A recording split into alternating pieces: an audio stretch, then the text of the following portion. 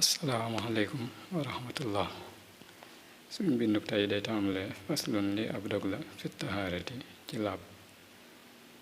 inna tahaarata naka laab wajabat war na la day naa fi ñun zikran ci feddalik alxuraan wa sunnatan ak sunna wa ijmaan ak dëppook boroom xam-xam yi sabat sax na. taarikuha aji bàyyam bi xayri xusrin ci lu dul ngànt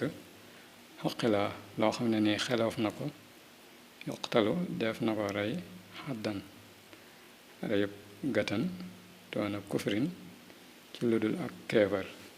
faxilaa na nga xelu isi ngir asalaatu julli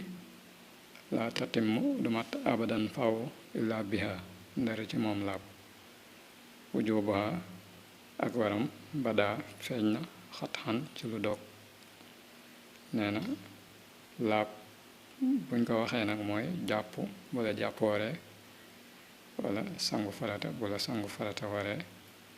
bu dee danga am ngànt ci ñaar yooyu nga tiim loolu la ñuy wax laab nee na nag loolu daa war ci ñun jullit ñépp ci alxuraan wax na ko yaa ayyuhal lazina aamanu izaa qumtum ila salaati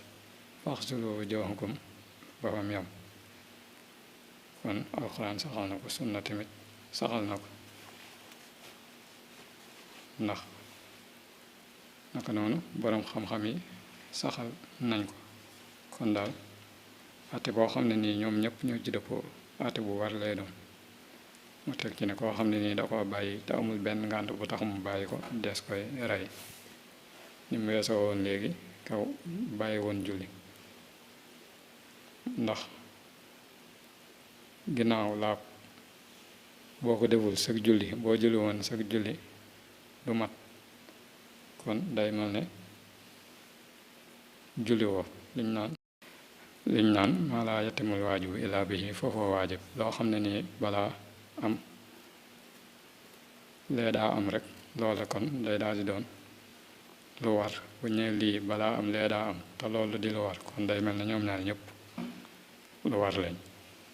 kon foofu la ñuy yem ba ëllëg insha allah jërë ngeen jëf